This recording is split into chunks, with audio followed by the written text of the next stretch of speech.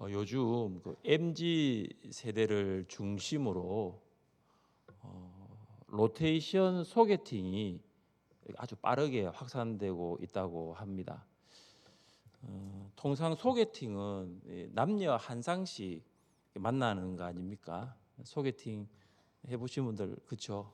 1대1로 만나는데 로테이션 소개팅은 뭐냐 하면 다수의 남녀가 이렇게 번갈아 가면서 서로를 알아가는 소개팅이라고 합니다. 참가자들이 이 가슴 번호를 일단 달고요.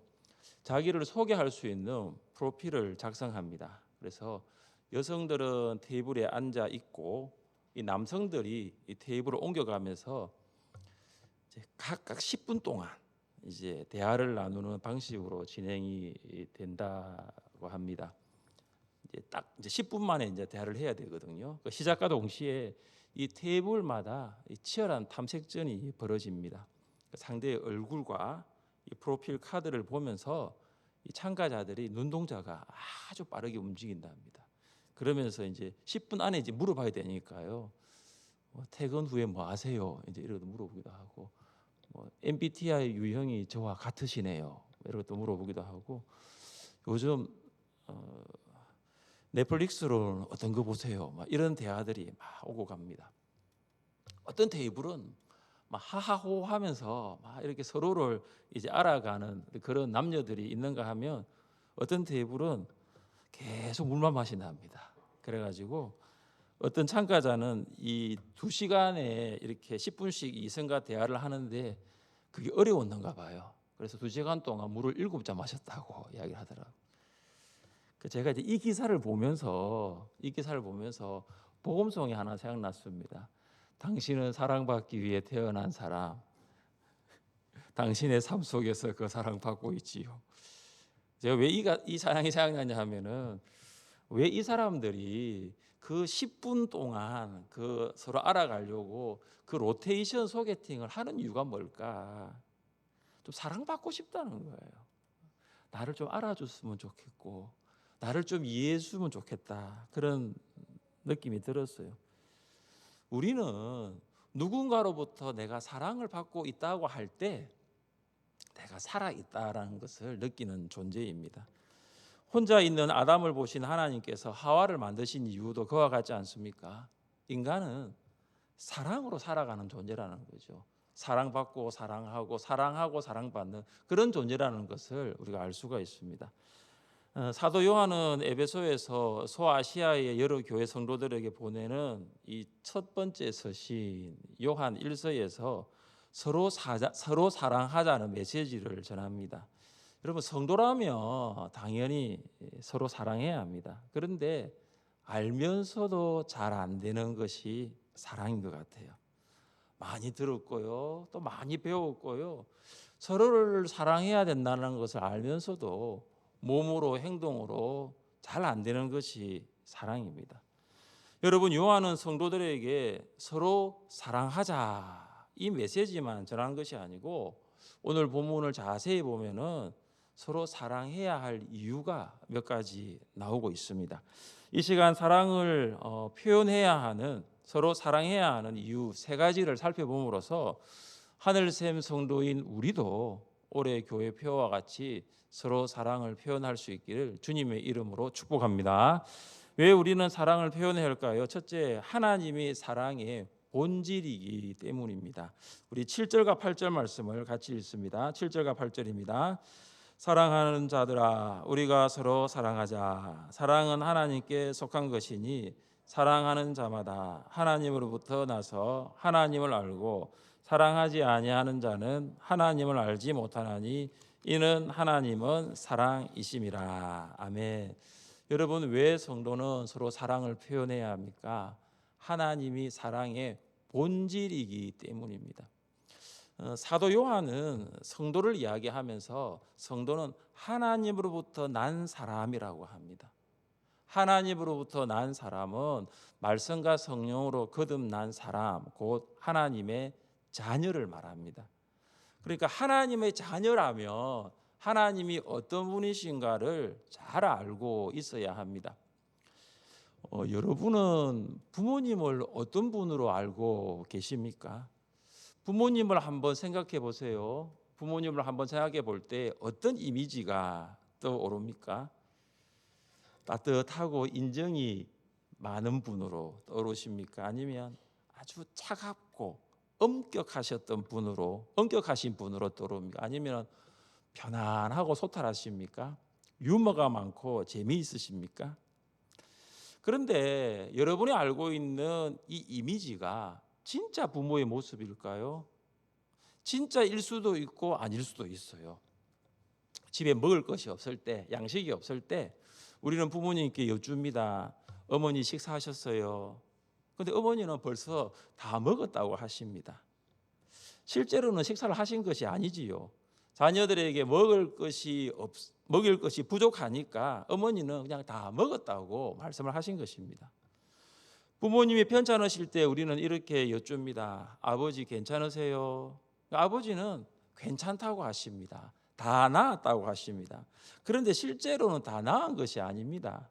자녀에게 부담 주고 싶지 않아서, 짐이 되고 싶지 않아서 다 나았다고 하신 것입니다.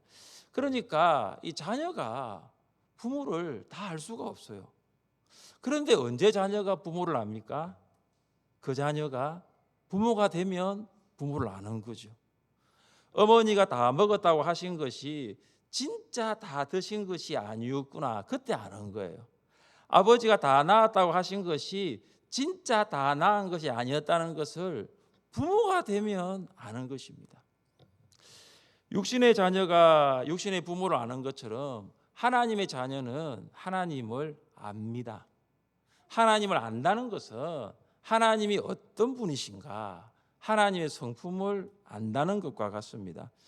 여러분, 하나님의 성품에는 어떤 것이 있습니까? 떠오르는 것들이 있죠. 거룩, 신실, 공의, 자비, 인내, 이런 영원, 이런 성품이 떠오르지요.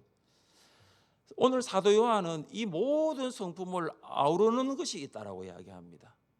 그것을 아우르는 하나의 본질이 있다라고 하는데 그 본질이 뭐냐? 사랑이라는 거예요. 요한은 하나님의 본질을 이렇게 진술합니다. 하나님은 사랑이심이라. 하나님은 사랑이심이라. 사랑은 하나님이라가 아니에요. 사랑은 하나님의 성품 중에 하나가 아니고 사랑은 하나님의 본질 그 자체입니다. 사랑은 하나님의 많은 활동 중에 하나가 아니고 하나님의 모든 활동이 사랑입니다. 그래서 징계도 사랑이에요. 하나님이 징계하시는 것도 사랑입니다. 그러니까 하나님은 사랑이시기 때문에 우리를 징계하시는 것입니다. 하나님은 사랑이심으로 사랑으로 모든 일을 하십니다. 여러분, 하나님이 하시는 일은 모든 것이 사랑이에요. 사랑이 없이는 하나님은 일하지 않습니다. 그래서 우리는 하나님을 오해해서는 안 됩니다. 그러니까 지금 나에게 일어나는 일들을 보면서 하나님은 차갑다, 엄격하다, 진노하시는 분이다, 혹은 심판하시는 분으로 생각하면 결코 안 됩니다. 우리는 사도 요한이 하나님의 본질을 어떻게 선언하였는지를 잊지 말아야 합니다. 하나님은 사랑이심이라. 사랑하는 성도 여러분, 우리가 서로 사랑해야 하는 이유가 여기에 있습니다. 우리가 서로 사랑을 표현해야 하는 이유가 여기에 있는 거예요. 하나님은 사랑이시기 때문이죠. 그리고 우리는 그 하나님의 자녀라는 사실입니다. 그래서 우리가 사랑을 표현하는 것입니다. 하나님의 자녀라면 하나님이 사랑이심을 알기 때문입니다. 왜 우리는 사랑을 표현해야 할까요? 둘째, 사랑의 모범을 따라야 하기 때문입니다. 자, 우리 9절부터 10절까지 함께 읽겠습니다. 9절부터 10절입니다. 하나님의 사랑이 우리에게 이렇게 나타난 바 되었으니 하나님이 자기의 독생자를 세상에 보내심은 그로 말미암아 우리를 살리려 하심이라. 사랑은 여기 있으니 우리가 하나님을 사랑한 것이 아니요 하나님이 우리를 사랑하사 우리 죄를 속하기 위하여 화목 제물로 그 아들을 보내셨음이라. 아멘. 여러분, 왜 우리가 사랑을 표현해야 할까요? 사랑의 모범이 있기 때문이에요. 그 사랑의 모범을 따라야 하기 때문입니다. 하나님은 사랑이 말이 아니라 행동이라는 것을 몸소 보여주셨습니다. 그 행동은 독생자를 세상에 보내신 것입니다. 이 요한 서신을 읽어보면 독생자라는 단어가 나옵니다. 이것은 예수님이 하나님과 아주 특별한 관계, 유일무이한 관계를 맺고 있을 때 독생자라는 표현을 씁니다. 여러분 잘 아는 요한복음 3장 16절에도 보면 독생자가 나오잖아요. 그러니까 이 독생자는 뭐냐 하면 하나님께는 하나밖에 없는 아들이에요. 하나님께서 독생자 예수 그리스도를 세상에 보내신 이유가 무엇입니까? 우리를 살리기 위해서입니다. 하나님께서는 우리에게 쏟으셔야 할 진노를 어디에 쏟으셨느냐? 하나밖에 없는 아들에게 쏟으신 거예요. 여러분 이것이 이루어진 곳이 어디냐 하면은 십자가라는 거예요.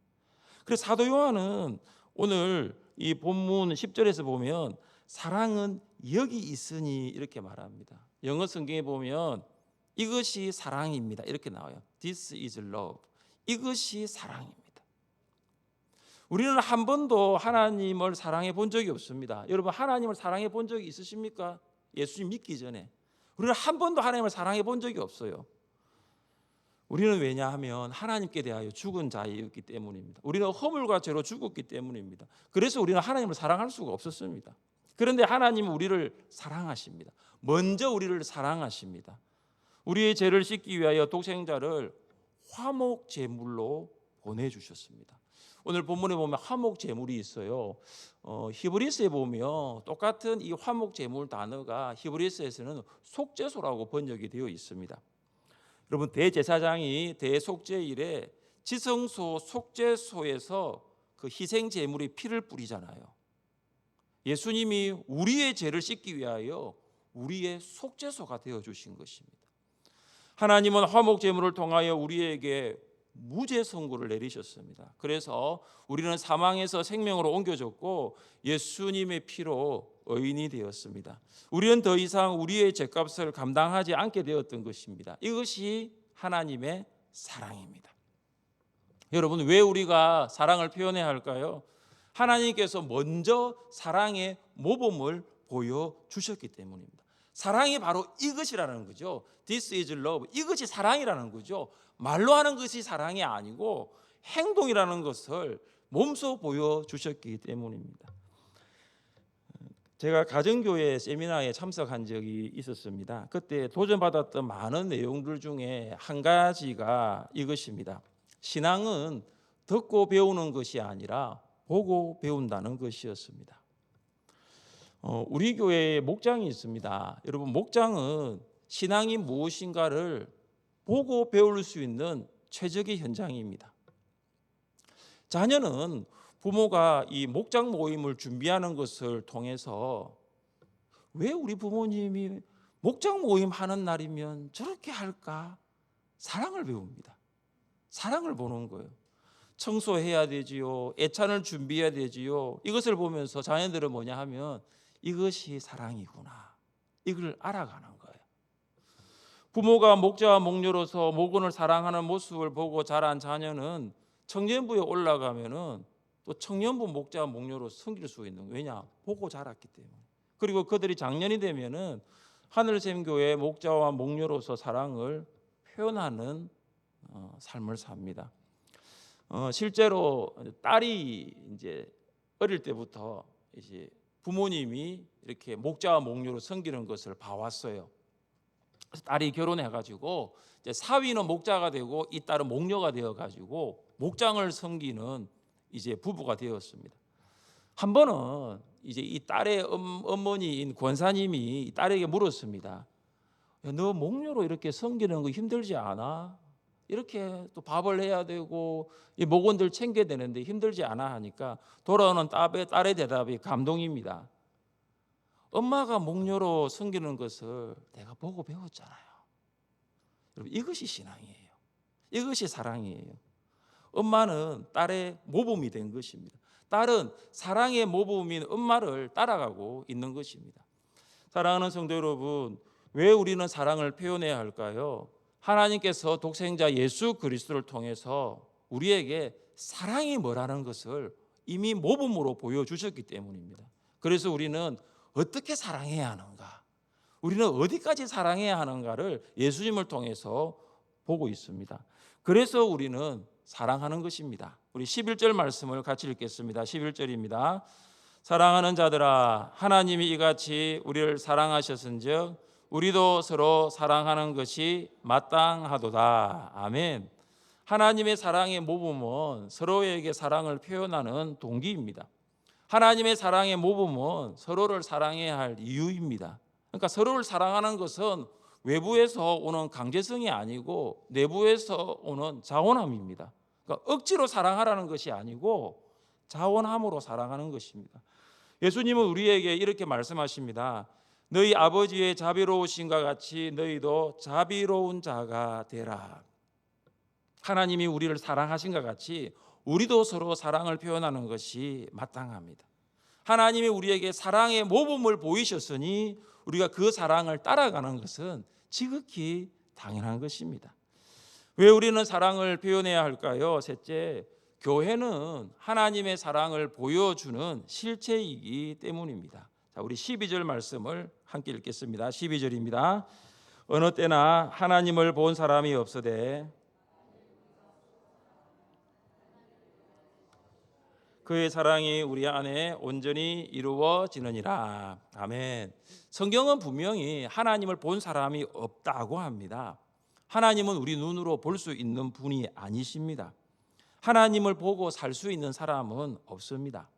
사도 요한은 눈으로 볼 수 없는 하나님을 볼 수 있게 하는 하나의 방법을 이야기하고 있습니다.